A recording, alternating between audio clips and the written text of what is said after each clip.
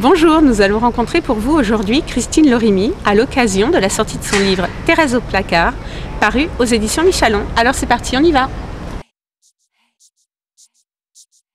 Bonjour Christine Lorimi. Bonjour. Votre livre Thérèse au placard est paru aux éditions Michalon. Pouvez-vous nous présenter Thérèse? Qui est-elle? Quelle est sa vie perso et professionnelle? Alors Thérèse, d'abord ça peut être n'importe laquelle d'entre nous. Elle n'a pas vraiment d'âge.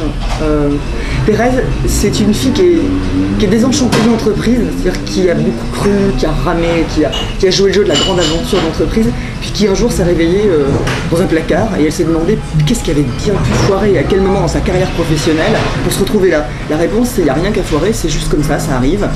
Et il faut savoir dépasser ça. Donc ça c'est la vie de Thérèse. Et puis Thérèse, elle revendique le droit d'être dans l'entreprise tout en ayant un regard critique et extérieur, en donnant le droit un petit peu d'aller mettre le doigt là où ça fait mal dans le système de l'entreprise, dans les failles, dans les défaillances de l'entreprise. Voilà, donc, mais Thérèse, ça pourrait être un garçon. Hein. Moi j'ai vu plein de garçons qui m'ont dit, d'ailleurs c'est assez rigolo, Thérèse c'est moi. Quand un grand moustachu vient me voir et vous dit Thérèse c'est moi, ça fait aussi plaisir en vue qu'on a rempli la mission. Et avec cette mise au placard, c'est une nouvelle situation pour Thérèse qui était vraiment la winneuse, de la boîte. Et est-ce que ça a une répercussion sur sa vie professionnelle? Oui, certes, oui. Mais et sur sa vie personnelle? Alors oui, bien sûr, parce que d'abord le placard, ça vous arrive. Alors il y a plein de formes, hein, le placard. Le placard, c'est un terme un peu générique. Le placard, ça peut arriver comme un vrai placard. C'est-à-dire qu'un matin, c'est ce qui se passe dans Thérèse, on lui dit super, t'as une promo, et en fait la promo c'est une espèce de mission merdique avec pas de mission en fait, et on vous met vraiment dans un placard, payé en attendant que ça passe. Donc ça c'est une forme un peu particulière. La deuxième forme de placard, ça peut être beaucoup plus pernicieux, c'est que vous gardez votre job et progressivement le flot d'infos est détourné, vous n'avez plus d'infos, il n'y a plus de dossiers, il n'y a plus rien à faire, et vous vous rendez compte un beau matin que votre job il est vide. C'est aussi une autre forme de placard. Donc le placard c'est une forme de mise à l'écart de l'entreprise. Alors forcément ça a des répercussions sur la vie perso. C'est ici, là, au moment où vous êtes au placard, c'est vachement dur, parce que vous avez toujours un boulot, donc par rapport à vos copains qui sont au chômage, qui rament à la NPE le matin, etc., vous n'avez pas le droit de vous plaindre, puisque vous êtes payé à rien faire. Donc le sentiment du placard c'est quelque chose d'effroyable parce que vous ne pouvez pas en parler. Parce que si vous en parlez, on vous dit non mais attends, toi tu bouffes à la fin du mois, t'as pas à aller faire la pige pour regarder s'il y a du boulot ailleurs. Donc vous ne pouvez pas en parler, vous ne pouvez pas vous plaindre. Et pour autant, progressivement, vous avez une mésestime de vous. C'est-à-dire que vous dites, mais je sers à rien, quoi. Donc forcément sur la vie de famille, forcément sur la vie de couple, forcément sur la vie sociale, ça a des répercussions dingues, parce que tout d'un coup, vous arrivez à avoir une espèce de mésestime de vous, en fait. Donc, et ça, c'est le truc le plus effroyable qui se passe. Bien entendu, on peut imaginer que les gens qui vous mettent au placard essaient qu'à un moment donné, vous finissiez par craquer et la mésestime fasse que vous vous cassiez, soit vous tombez en dépression, soit vous vous dites, bah, c'est plus supportable, je m'en vais même sans rien. Et en ça, ouais, je pense qu'il faut le dénoncer. Alors, par contre, on a dépassé le placard. Moi, j'ai rencontré plein de filles et de garçons qui ont réussi à déplacer le placard et à le sublimer. Sur un CV, ça va presque devenir branché dans quelques années.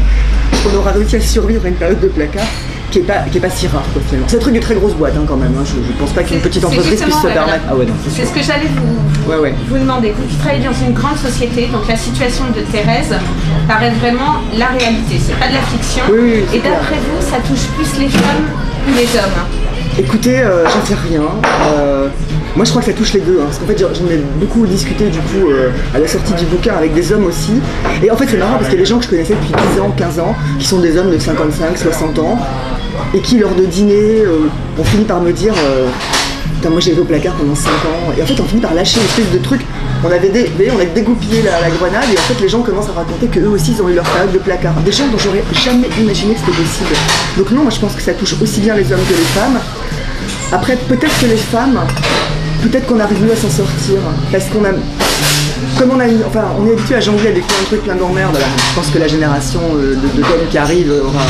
Je pense que c'est beaucoup plus dur pour un homme qui a 45-50 ans aujourd'hui d'avoir vécu une période de placard que pour une nana. C'est dur quand même, mais on a plein de trucs à côté, quoi. Enfin, si on a une vie familiale, personnelle, des copains relativement équilibrés, ça a été mon cas, moi j'ai décidé de me marrer, quoi, et d'en profiter pour faire des choses à côté, pour écrire un bouquin, voilà, pour me former à d'autres choses et me dire, bah, au début vous vous remettez en cause, à un moment donné vous vous dites, bah non, quoi, je cherche mais je trouve pas la raison, donc profitons-en pour pas devenir médiocre, quoi.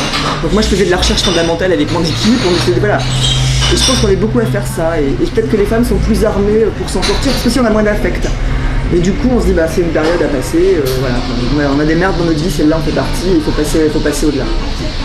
Alors donc vous travaillez dans une grosse boîte, vous écrivez, vous faites également des one-woman shows. Est-ce la peur du placard qui vous fait vous diversifier? Oui, c'est bien possible. Alors ça c'est sûr. Ce qui est certain, c'est que le fait d'avoir une période comme ça de mise à l'écart, ça fait se poser plein de questions sur soi. Moi, le placard, bizarrement, ça m'a fait carpe diem. Je me suis dit, attends, la vie est super courte. Je revendique le droit de rester dans l'entreprise, de travailler, de continuer à faire mon boulot correctement, avec sérieux. Mais alors oui, j'ai cette partie de moi qui se prend pas au sérieux, qui prend des notes quand on est en réunion, des consultants qui délirent. Alors je vais l'assumer ça, et puis l'utiliser parce qu'aussi, en parlant et en plaisantant, en riant, ça permet de dédramatiser et de faire que d'autres gens en parlent et se disent bah, je suis pas tout seul quoi. Donc ouais, je pense que ce placard-là, ça m'a permis de dire voilà, j'ai d'autres trucs, j'ai d'autres cordes à mon arc, et j'ai envie de les faire vibrer, quoi, j'ai envie de jouer avec, et effectivement, moi, ce que je sais faire, c'est raconter des conneries, je le fais depuis très longtemps. Voilà, donc c'est dans un livre déjà, après j'essaie de faire de la scène un peu, parce que Thérèse ça se prête bien à jouer sur scène aussi, quoi. L'idée originale de Thérèse, c'est pas un bouquin, c'est vraiment de faire des scénettes, et de le jouer, et de le raconter. Donc voilà, donc oui, je pense que le placard a dégoupillé un truc en moi, voilà. C'est-à-dire qu'il y a un machin, il y a une espèce de vanne qui a pété, et je me suis dit, bon alors voilà, moi j'assume. Et si vous deviez vous inscrire sur Confidentiel, quel pseudo choisiriez-vous? Alors Thérèse, je pense qu'il est pris parce que c'est un prénom qui j'ai peut-être Thérèse sort du placard. Merci Christine Lorigny pour cet entretien. Confidentiel.com, le site réservé aux femmes.